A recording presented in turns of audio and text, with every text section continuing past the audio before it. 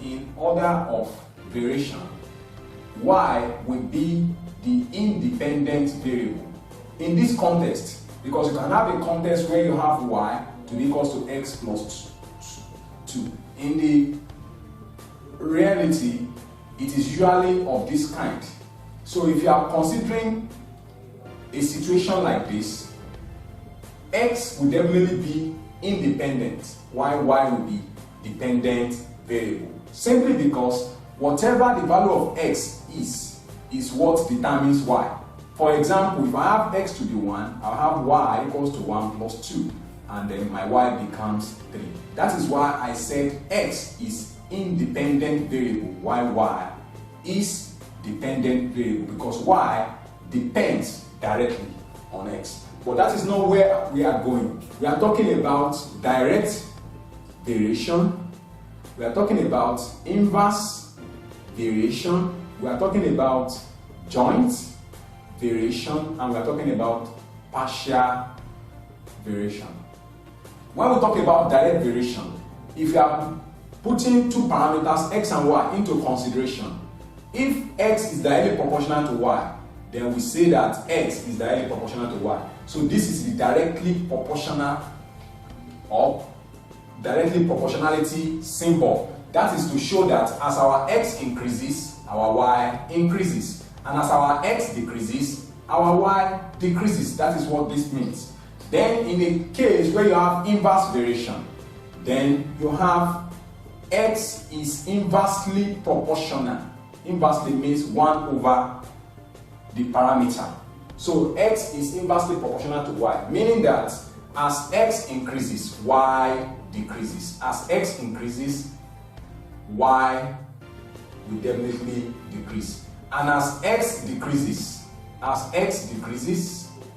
y will now what? Increase. So that is what is meant by inverse variation. Then when we talk about joint variation, we are talking majorly when we talk about joint variation, that means you are bringing into play direct and inverse variation.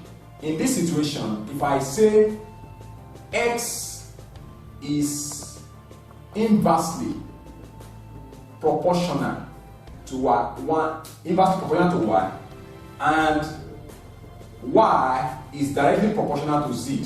So we have two equations here.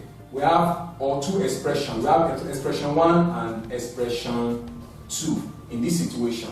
So the first expression is telling us that x is inversely proportional to y. Then the second expression is telling us that y is directly proportional to z. So in this situation, if you are to combine x and z, if the question I asked you that, what is the relationship between x and z? So how are we going to relate that? From the first equation or expression, we realize that x is inversely proportional to y, and our y is inversely proportional to, is directly proportional to z. So in that situation, that means whatever happens to y automatically happens to z. If y increases by 2, z will increase by 2. So in that situation, what it means is that if you are now to relate x to z, so in that situation, what it means is that x will be inversely proportional to z, because since y is directly related to z, then x is inversely proportional to y, then automatically what we can extrapolate from that end is that x is inversely proportional to z. So this is what is meant by what? Joint. From the word joint, it is not far-fetched that we are trying to combine two equations, and the resultant is what we have here. Then partial variation. In the case of partial variation, we are going to be having two constants. We are going to be having what? In partial variation, we are going to be having two constants. You have two constants tan or 10. In that situation, let's say a and b are the two constant 10. And the question is structured, or the statement is structured that the time taken for a committee is partly varies and partly constant as the number of its members. So we can say that the time taken, let it be t, time. The number of the member, let it be n. number of its members.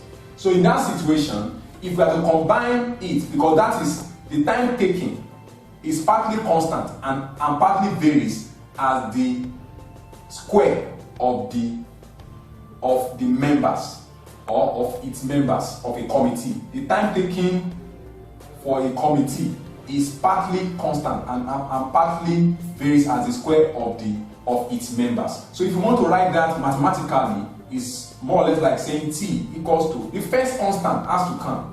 A, it is independent. Take note of that. The first one is independent. That one stands alone. Then while the second one will now be multiplied by that the square of that member. So we can write this one as what? This is simply what is known as partial variation, in which you have two constants. This is the first one, this is the second one. The difference between the two constants is the first one is standing alone, while the second one is dependent, because that one is a product of our number. So take note of that. That is the scenario that we have in this regard. So in that situation, let's see some other points before we go to question solving, because our aim here or our drive here is to be able to see how UTME question can be simplified within the shortest possible time. So let's look at the second point, which says that solve problems on percentage increase and decrease in variation. This one is the simplest aspect.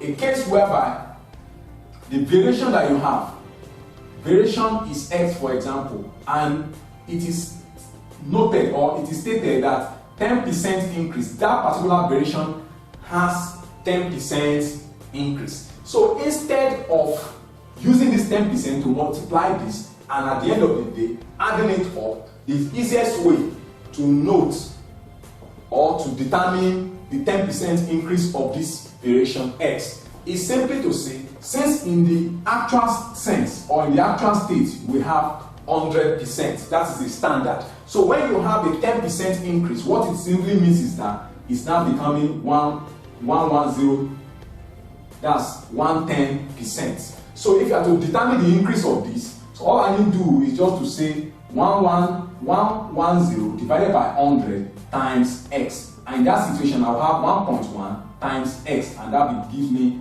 1.1X. So in this situation, we can say that this particular variation of interest has 1.1x. That is the resultant increase. Take note. Then if you have 20%, I'm talking about this one is about 10% increase. But if you are talking about 20% increase and 20% decrease in this respect, it's more or less like saying when you have 100% as the actual state, let's say y is the variation here. Let's say the variation here is y, variation is y. I'm only using this as an example so that to bring it to clarity. So in this situation, if you are talking about variation y, then we have 20% decrease.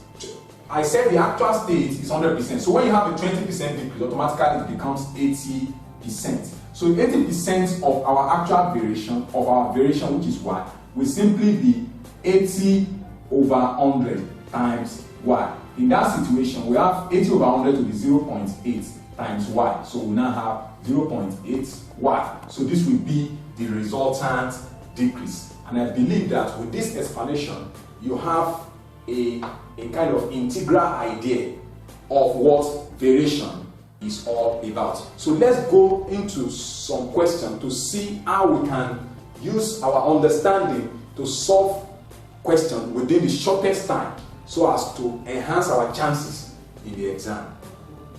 The question number 1 says that the time taken to do a piece of work is inversely proportional to the number of men employed. So in that situation, if we are to relate that first statement with respect to variation, it says that the time taken, let the time taken be t, for example, is inversely proportional to the number of men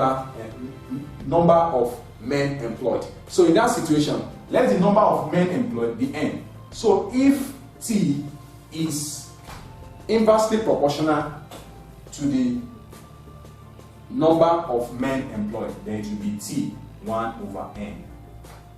That is the mathematical expression for that statement. If it takes 45 men to do a piece of work in 5 days, so that means time taken is 5, you have 5 days, then we have the number 45 men involved. So in that situation, if you are working on this, the first thing to do is to introduce a constant. We have to introduce a constant to this expression. We have t to be equals to, once you change this proportionality constant to equal sign, the constant follows, times 1 over n. So eventually we have t equals to k times 1 k over n. So this is what we are going to have. So, and since the time has been given to be 5 days, the number has been given to be 45 men. So in that situation, we have 5 for the time, k to be equals to, I said to be equals to, 5 equals to k over n. What's our n? 45. So in that situation, what do we need to do? We need to cross multiply. So if you cross multiply what we have k to be equals to 5 times 45, and that will give us 5 to 20, 225. So our k is 225. Let's still move on. If it takes 45 men to do a